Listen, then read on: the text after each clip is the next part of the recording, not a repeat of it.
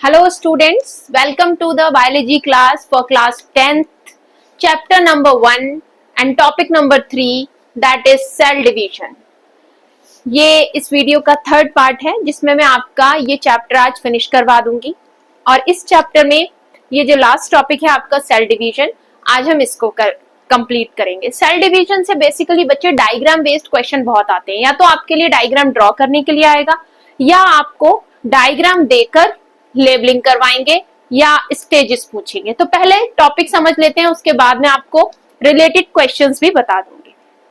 चलिए, तो cell division मैंने जैसे आपको बताया था, cell division basically two types का होता है।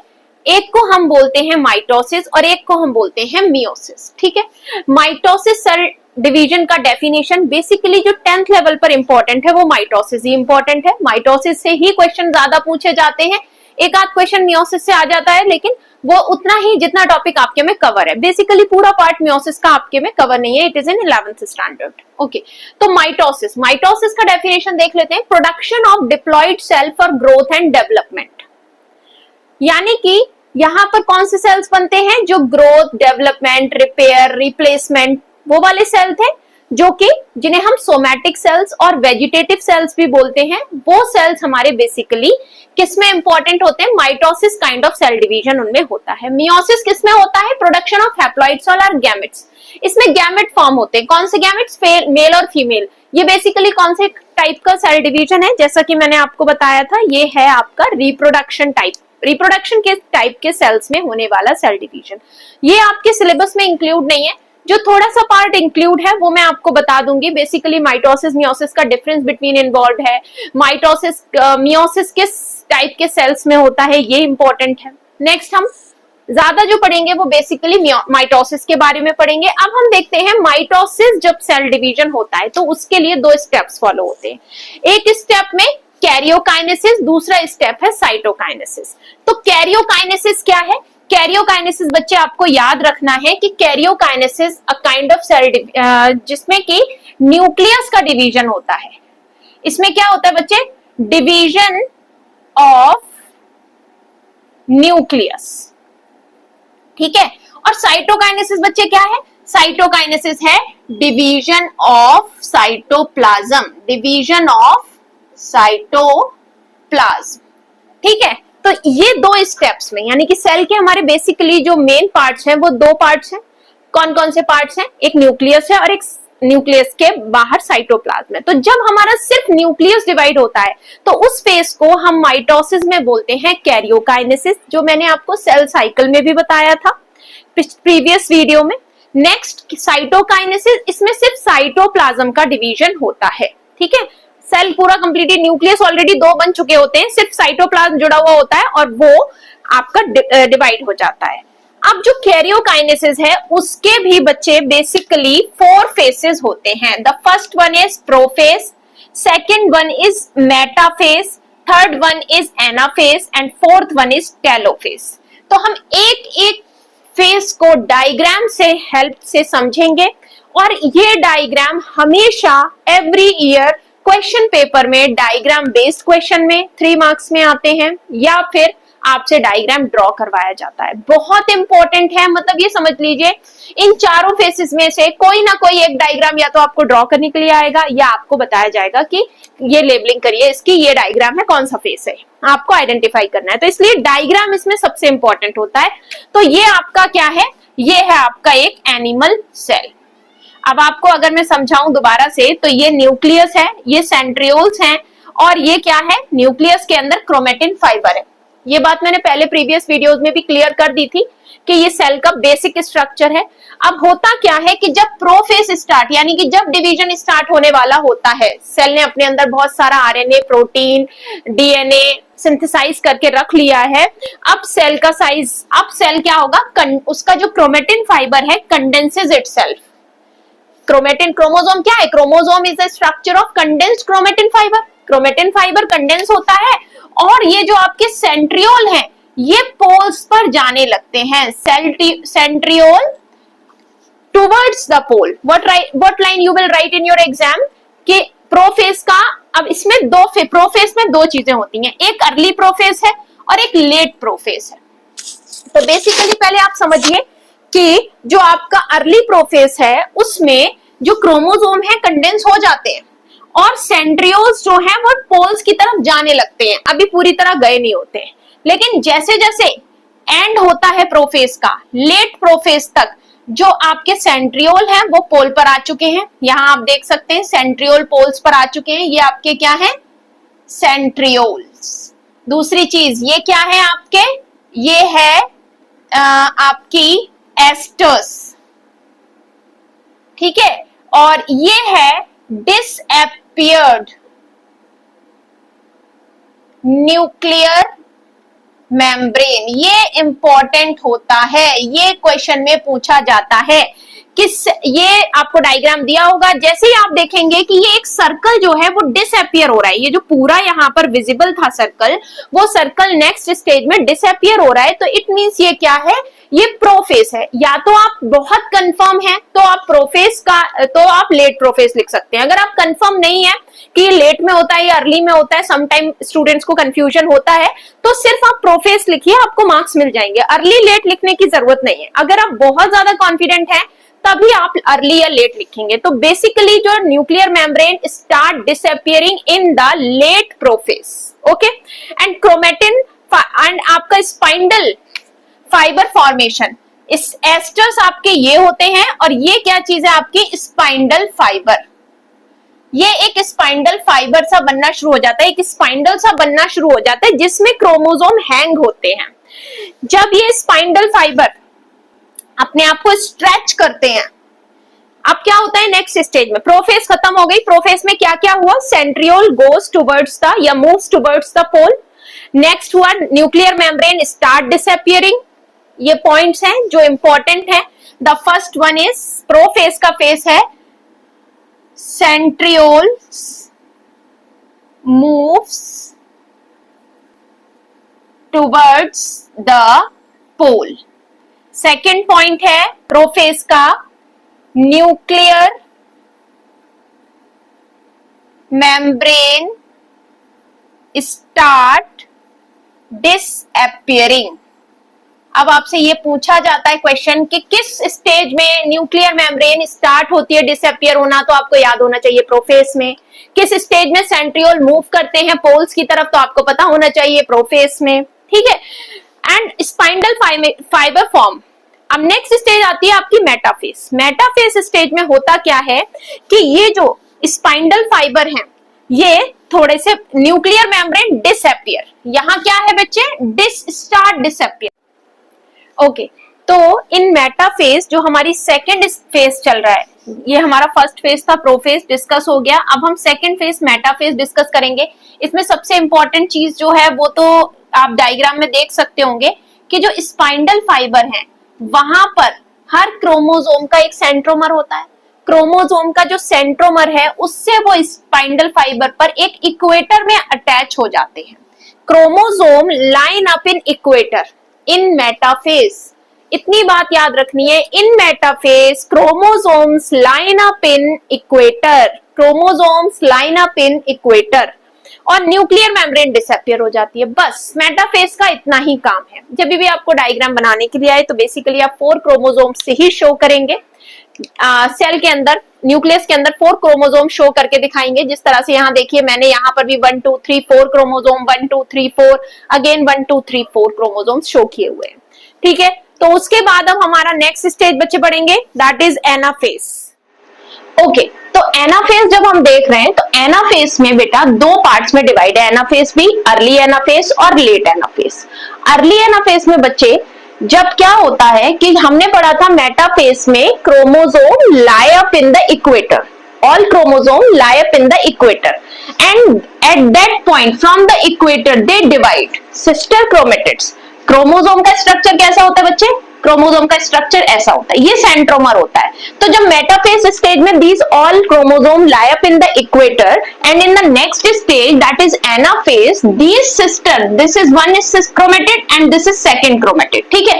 तो first chromatid divide from the second chromatid, what we called it the sister chromatid. Sister chromatids divides from the meeting point और the centre point, that is called the centromere, और divide होकर that is called the early phase, and after dividing they goes towards the centriole, centriole की तरफ जाने लग जाते हैं, that's why we called it the late anaphase, but these both are included in the anaphase, this is the early anaphase and this is the late anaphase।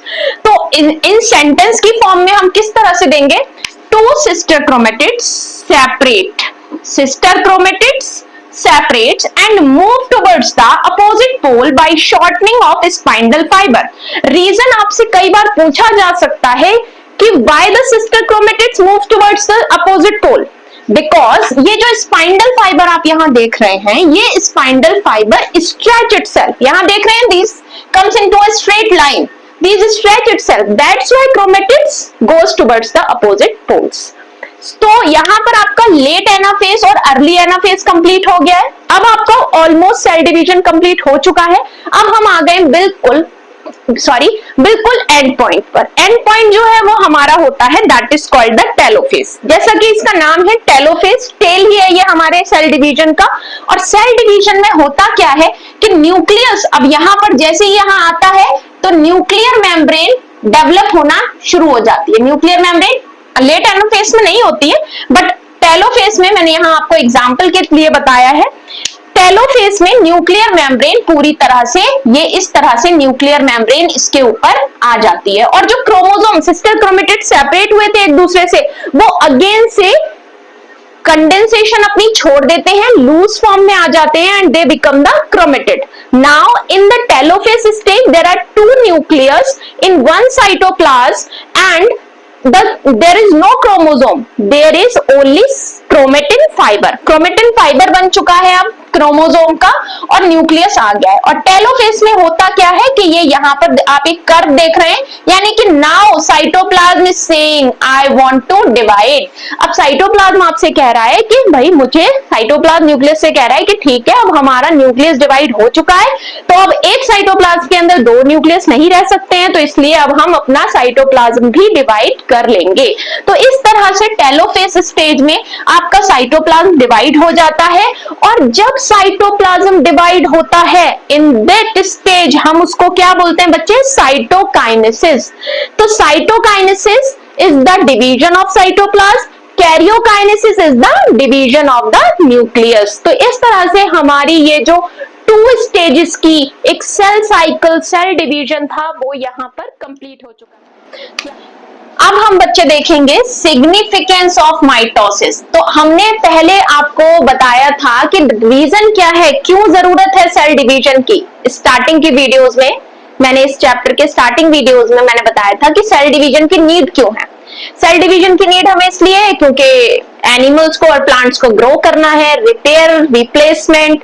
उसी तरह से same यहाँ पर आपका आएगा सिग्निफिकेंस, माइटोसिस के वही सेम सिग्निफिकेंस भी है, रिपेयर, रिप्लेसमेंट, ग्रोथ, और अब नई चीज आ रही, ओ ये भी पुरानी है, asexual reproduction and maintain same chromosome number.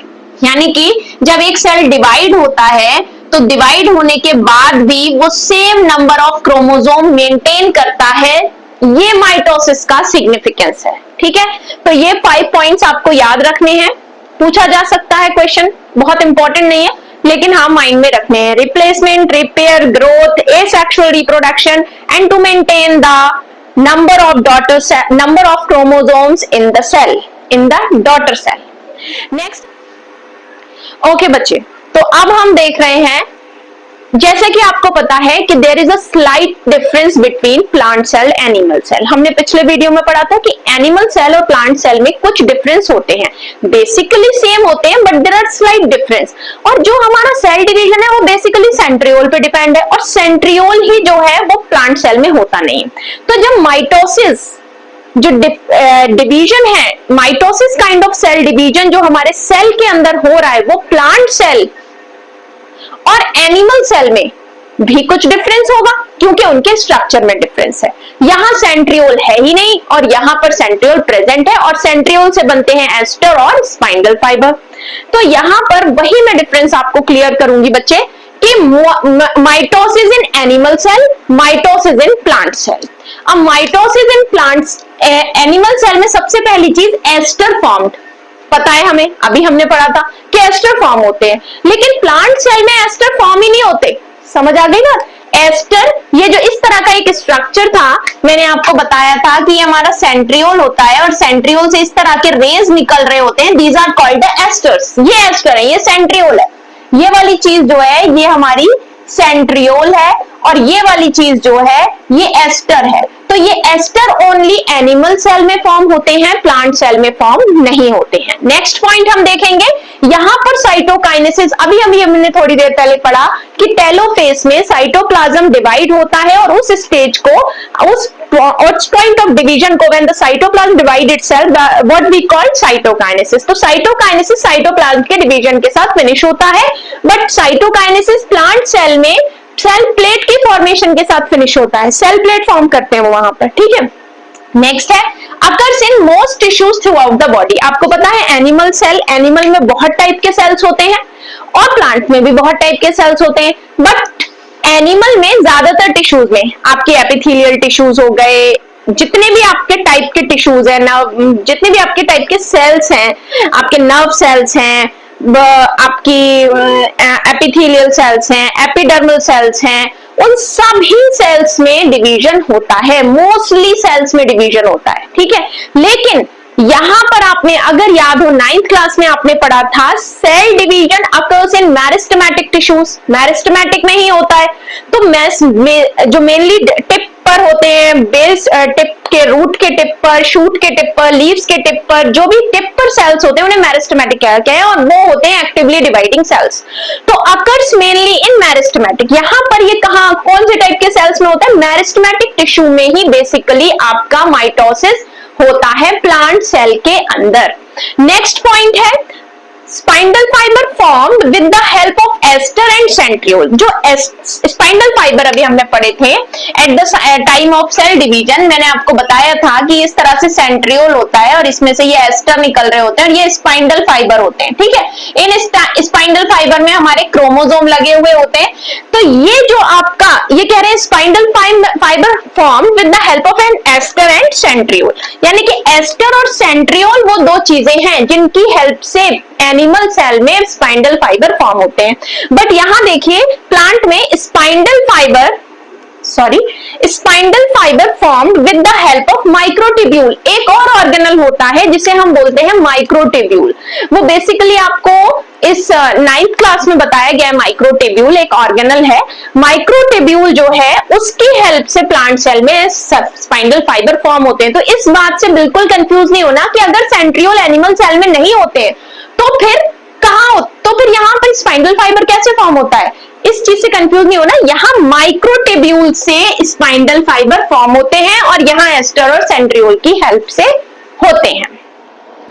बेटा मैंने आपको पहले ही बताया था कि सेल डिवीजन हमारे 2 टाइप्स के होते हैं। सेल डिवीजन 2 तरह के होते हैं, एक होता है माइटोसिस, एक होता है मियोसिस। माइटोसिस हमारे नॉर्मल सेल्स में होता है और मियोसिस थोड़ा स्पेशल है, वो हमारे सिर्फ रिप्रोडक्टिव ऑर्गन के रिप्रोडक्टिव सेल्स में ही होता है। अब होता क्यों है, तो पहले मियोसिस को थोड़ा सा समझ लेते हैं। माइटोसिस का तो हमने पूरा आपके सिलेबस में जितना पार्ट था वो माइटोसिस का कवर हो गया और इवन हर पार्ट ही कवर होना है। Mitosis is completely in your syllabus, but meiosis बहुत थोड़ा सा है आपके सिलेबस में। तो मियोसिस देखते हैं, ये kind of cell division in sex cells और गैमेट्स। सेक्स सेल्स को हम गैमेट्स भी बोलते हैं, male gametes and female gametes. तो ये बेसिकली जो डिवीजन है यहाँ पर वो किस में होता है, सिर्फ आपके सेक्स सेल्स में होता है। अब आगे आपको रीजन भी इसका मैं बताऊंगी क्यों होता है। Takes place in reproductive organ, ठीक है। अब होता कहां है, सेक्स सेल्स में होता है और रिप्रोडक्टिव ऑर्गन्स में होता है। अब रिप्रोडक्टिव ऑर्गन्स ह्यूमंस में कौन से होते हैं बच्चे, ह्यूमंस में होता है आपका टेस्टिस एंड ओवरी, और प्लांट में जो रिप्रोडक्टिव ऑर्गन है वो होते हैं एंथर्स एंड ओवरी। ये आपने क्लास 9th में प्लांट का पूरा पार्ट पढ़ा होगा। नेक्स्ट है, यहां पर होता क्या है कि नंबर ऑफ क्रोमोसोम्स हाफ्ड हो जाते हैं। हमने बताया था कि माइटोसिस में जो सेल डिवीजन है वो मेंटेन करता है number of chromosome in daughter cell, यानी कि अगर पीछे वाले में 23 पेयर्स थे तो अगले वाले में भी 23 पेयर्स होंगे। But in meiosis kind of cell division chromosome का नंबर हाफ होता है, क्योंकि यहाँ पर क्या होता है, ये सेक्स सेल्स है, तो यहाँ पर मेल और फीमेल गैमेट फ्यूज होते हैं, male and female gamete fuse together, then 23 chromosomes comes from father and 23 chromosome comes from mother, and they unite or fuse together and form a one cell, which is the 23 pair or 46 number of chromosomes comes together. तो अब हम आगे देखते हैं humans के जो reproductive organ हैं, these are testis and ovaries, and testis में प्रोड्यूस होते हैं बच्चे स्पर्म एंड ओवरी में प्रोड्यूस होते हैं ओवा, ठीक है। और ह्यूमन में 23 पेयर ऑफ क्रोमोसोम्स होते हैं, और इस तरह से 23 पेयर नंबर में कितने में बन जाते हैं, 46 क्रोमोसोम। ये क्वेश्चन इंपॉर्टेंट होता है, ह्यूमन में कितने नंबर ऑफ क्रोमोसोम्स होते हैं, 23 पेयर कहोगे आप, या फिर 40 नंबर में 46, 23 का डबल करेंगे तो 46 हो जाता है, ठीक है। तो 23 पेयर, अगर 23 लिखोगे तो उसके साथ पेयर लिखना जरूरी है, 46 लिखोगे तो ओनली क्रोमोसोम। 46 क्रोमोसोम्स होते हैं जो 23 पेयर्स बनाते हैं। उसी तरह से हमारे एंथर और ओवरी में, जो एंथर्स में होते हैं पोलन ग्रेन, एंथर का आपको पता होगा, एंथर का जो सेल होता है वो होता है पोलन ग्रेन, और ओवरी से जो निकलता है वो होता है ओव्यूल। तो anther and ovule unite together and they form the zygote. उसी तरह से स्पर्म एंड ओवा unite together and they form the zygote. तो 1 यहां से 23 पेयर आए और 23 आए आपके ओवा के पास से, और इस तरह से आपके 46 क्रोमोसोम जाइगोट के पास हो जाते हैं, और उसके बाद आपका जाइगोट डेवलप होना शुरू होता है। तो इस तरह से यहाँ पर आपका मियोसिस का जो बेसिक सब आपके में दिया हुआ है, जो बेसिक पॉइंट आपको याद रखना है वो एक बार मैं दोबारा से रिमाइंड करवा देती हूँ, रिवाइज करवा रही हूँ। Kind of cell division in sex cells और गैमेट्स। मियोसिस एक ऐसा काइंड ऑफ सेल डिवीजन है जो ओनली सेक्स सेल्स और गैमेट्स में होता है। ये रिप्रोडक्टिव ऑर्गन्स में होता है, रिप्रोडक्टिव ऑर्गन्स में, और इसमें number of chromosome just half हो जाते हैं, नंबर ऑफ क्रोमोसोम हाफ हो जाते हैं। और ह्यूमन और प्लांट में, अगर जो ह्यूमन में देखें तो reproductive organ testis and ovary होते हैं, टेस्टिस में स्पर्म प्रोड्यूस होते हैं, ओवरी में ओवा प्रोड्यूस होते हैं, एंड दे यूनाइट टुगेदर और fuse together and they form the zygote. The same thing, anther are the reproductive organ in plants, male reproductive organ in plants, and ovary is the female reproductive organ of the plants. और यहां से आपका पूरा pollen grain, anther से pollen grain produce होते हैं, ovary से ovule produce होते हैं, again they unite together and form a zygote, ठीक है। और यहां पर इसके क्रोमोसोम इसीलिए हाफ होते हैं कि half characteristic come from father and half characteristic come from mother. तो यहां पर आपका ये मियोसिस का इतना फिनिश हो गया है। नेक्स्ट मियोसिस के हम सिग्निफिकेंस देखेंगे बच्चे। ओके, जैसे अब हमने मियोसिस को जब समझ लिया है कि मियोसिस में नंबर ऑफ क्रोमोसोम हाफ होते हैं और इसमें मिक्सिंग ऑफ जीन्स होती है, ये ओनली गैमेट सेल्स में होते हैं। लेकिन अब आप देखेंगे, पहले हम इसको क्लियरली पढ़ेंगे कि सिग्निफिकेंस ऑफ मियोसिस क्या है। क्रोमोसोम नंबर इज हाफ्ड, ये तो मैंने बात आपको पहले बता दी, क्रोमोसोम नंबर इज हाफ्ड, ये बात याद रखनी। क्रोमोसोम के नंबर जो है हाफ हो जाते हैं, 23 पेयर से वो सिर्फ हमारे ओनली 23 पेयर से ओनली 23 क्रोमोसोम्स जो हैं ट्रांसफर होते हैं। 46 क्रोमोसोम्स में से ओनली 23 ट्रांसफर होते हैं, 23 मैटरनल होते हैं, 23 पैटर्नल होते हैं, and they mix together and form the 46, ठीक है। मिक्सिंग अप ऑफ जीन्स, इसमें मिक्सिंग अप ऑफ जीन्स होता है। अब होता कैसे मिक्सिंग अप ऑफ जीन्स, ठीक है, 23 वहां से आ रहे हैं, 23 वहां से आ रहे हैं, तो ये हमारे 2 क्रोमोसोम है, इसको हमने लिया मैटरनल और ब्लैक वाले को मैंने माना है पैटर्नल, ठीक है। ये मैटरनल है, ये पैटर्नल है, मैंने 2 कलर से बनाया है ताकि आपको अच्छे से समझ आ सके कि किस तरह से दोनों क्रोमोसोम्स के जीन्स जो हैं वो मिक्स होते हैं।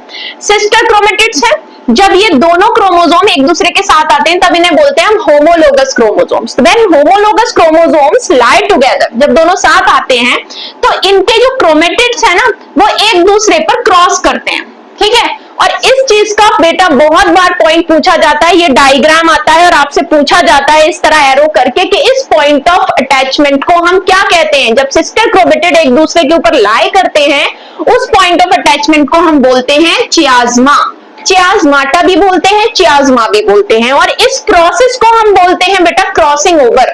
ये कौन सा प्रोसेस चल रहा है बच्चे, क्रॉसिंग ओवर, ठीक है, तो ये 2 पॉइंट में याद रखने हैं डायग्राम में कि when homologous chromosomes lie together या pair together, their crossing points of the chromatids is called chiasma and the process is called the crossing over। और इस तरह से जो इस सिस्टर क्रोमेटिड, ये इसका क्रोमेटिड जो है वो इसके पास चला जाता है और इसका क्रोमेटिड इसके पास चला जाता है। ये दोनों भूल जाते हैं कि भाई ये मेरा हाथ है और ये तेरा हाथ है, तो कहते हैं चल ये मेरा है ये तेरा है, दोनों एक दूसरे के ऊपर लाई हो गए, इसने इसका ले लिया इसने इसका ले लिया, और इस तरह से आपका क्रोमोसोम्स एक्सचेंज करते हैं जीन्स को। इसी तरह से जो आपके न्यूबॉर्न जो न्यू वंस होते हैं, जो यंग वंस होते हैं, वो अपने पेरेंट्स की कॉपी नहीं होते, उनमें थोड़ा सा स्लाइड सा आपको डिफरेंस मिलेगा। आप हमेशा बोलोगे you are looking like of your father, you are not exact copy of your father, you are looking like your grandmother, you are looking like your father और मदर। तो इसी वजह से हम ये रीजन देते हैं। उसी के साथ अब एक और चीज इस टॉपिक में बची है, माइटोसिस और मियोसिस का डिफरेंस। वैसे तो हमने बेसिकली पढ़ते ही आ रहे हैं माइटोसिस मियोसिस का डिफरेंस भी हम देख लेते हैं। माइटोसिस और मियोसिस में क्या डिफरेंस होता है? ओके, तो लास्ट टॉपिक हम जो देख रहे थे, difference between mitosis and meiosis. हमने mitosis kind of cell division और meiosis kind of cell division पढ़ा है। तो ध्यान दीजिए बच्चे, ये माइटोसिस जो होता है वो किन सेल्स में होता है? सोमैटिक सेल्स में होता है, या उसको हम वेजिटेटिव सेल्स भी बोलते हैं। ठीक है, वेजिटेटिव सेल्स, सोमैटिक सेल्स और वेजिटेटिव सेल्स। और मियोसिस जो होता है वो बच्चे आपका ओनली रिप्रोडक्टिव सेल्स में होता है। याद रखना है, mitosis somatic cells vegetative cells में होता है। ये कई बार question fill in the blanks में या ट्रू फॉल्स में एमसीक्यूज में पूछा जाता है कि माइटोसिस किस में होता है, तो आपको सिर्फ ध्यान में रखना है mitosis occurs in somatic cells, meiosis occurs in reproductive cells. इतनी बात ध्यान रखनी है। नेक्स्ट है, ये क्यों होता है, माइटोसिस क्यों होता है, क्या सिग्निफिकेंस है, क्या रीजन है? ग्रोथ के लिए, रिपेयर के लिए, रिप्लेसमेंट के लिए। और ये हमारा किस लिए होता है बच्चे? गैमेट फॉर्मेशन के लिए या रिप्रोडक्शन के लिए। ये बात ध्यान रख लो, ये होता है हमारा गैमेट फॉर्मेशन के लिए या रिप्रोडक्शन के लिए। नेक्स्ट थर्ड नंबर है, number of chromosome remains same. जो हमारा mitosis kind of cell division है, जिसमें कि सोमैटिक सेल्स या वेजिटेटिव सेल में हो रहा है, जो ग्रोथ, रिपेयर और रिप्लेसमेंट के लिए हो रहा है, उसमें नंबर ऑफ क्रोमोसोम सेम रहते हैं। ठीक है, नंबर ऑफ क्रोमोसोम चेंज नहीं होते। लेकिन जो आपका मियोसिस है, मैंने अभी अभी थोड़ी देर पहले आपको बताया था कि नंबर ऑफ क्रोमोसोम इसमें हाफ हो जाते हैं। यानी कि अगर 2 होंगे तो 1 हो जाएंगे, 4 होंगे तो 2 हो जाएंगे, 6 हैं तो 3 हो जाएंगे, और 46 हैं तो 23 हो जाएंगे, जो ह्यूमंस के अंदर होते हैं। तो इसी के साथ बच्चे आपका ये टॉपिक जो मैंने कई पार्ट्स में इस चैप्टर की वीडियो बनाई है, फिनिश हो गई है। अगर आपको कोई डाउट्स हैं या आपको कोई भी क्वेरीज हैं तो मैं आपको वो बताऊंगी। आप प्लीज मुझे कमेंट बॉक्स में कमेंट जरूर करिए। Please like and subscribe. इस चैप्टर की और वीडियोस जो बनी हुई हैं, उनके पार्ट्स जो बने हुए हैं, वो आपको डिस्क्रिप्शन बॉक्स में लिंक मिल जाएगा, तो please check out in the description.